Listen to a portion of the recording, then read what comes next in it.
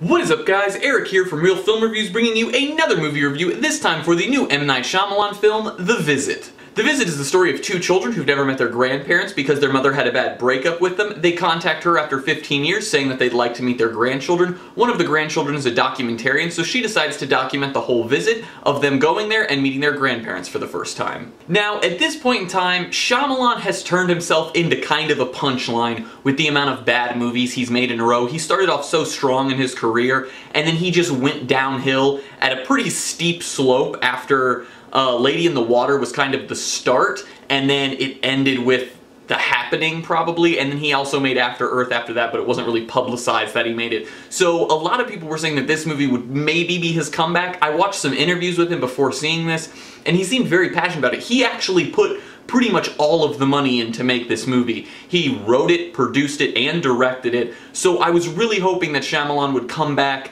with something good, and I was actually pleasantly surprised by The Visit. What this movie gets right is Shyamalan actually creates one of the eeriest and most creepy settings I think I've ever seen in a movie. You're never really sure what's going to happen because of how random the actions of the grandparents are throughout the film, and it's just really weird. Every time the kids go to do something or they want to go hang out somewhere, there's just this constant tension in the film, and it's a good tension. It's like a, oh my gosh, I don't know what's going to happen next tension, because this movie's only an hour and a half, but it feels way longer than that, because throughout the whole movie you're sitting on the edge of your seat just tense about what's going to happen to these kids in this house.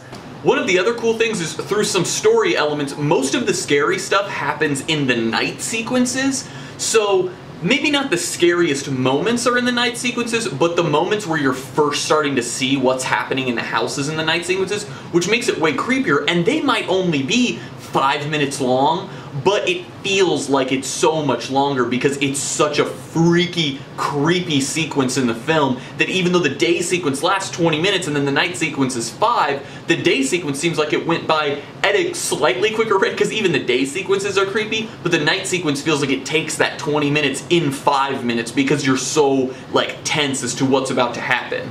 Probably my favorite aspect of this movie, though, was the camera work. The way this movie works is the granddaughter is a documentarian, and she wants to document it, so she brings her camera along, and you see most of the movie from her perspective, but then a little bit into the movie, she gives her younger brother a B camera, so he can shoot stuff too. And this movie is shown from both angles of the camera, and it's actually a really interesting way to do it, because there's many sequences where they cut away from the daughter to the son, so like the granddaughter's filming something, and then they cut away to what the grandson's filming at the same time, and it makes for a very interesting like dichotomy between what they're both seeing and how they're both interpreting it, because the boy is much more freaked out where the girl is much more trying to be understanding that they're just old people.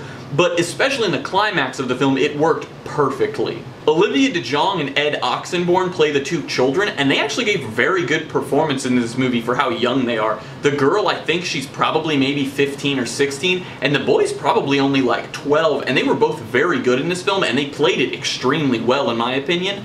And honestly, the two grandparents played it very well too. Their role was much more like strange because they kind of had to play like deadpan through the whole movie, which was another thing about this movie that it did well, was it's kind of a dark comedy almost mixed in while being a horror film, but some of the dark comedy doesn't really work. That's one of the cons that I had for it, is that most of the sequences actually do make you laugh, but occasionally there's a joke where I feel like it was supposed to make us laugh, but it was kind of in a sequence where it was too creepy for us to really laugh at it.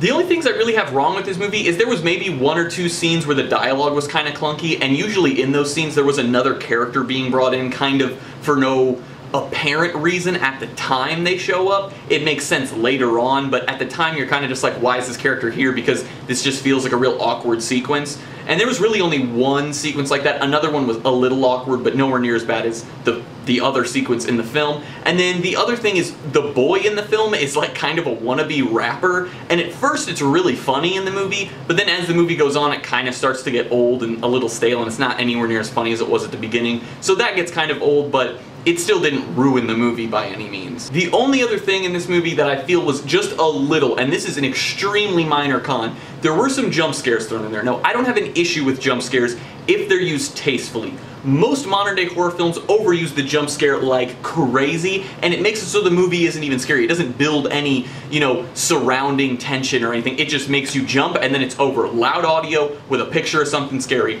This movie only had maybe 2 or 3 jump scares throughout the whole film, but only one of them really seemed kind of cliche to me, and that's the only thing. It's an extremely minor con, but there was one of those really cliche jump scares in this movie.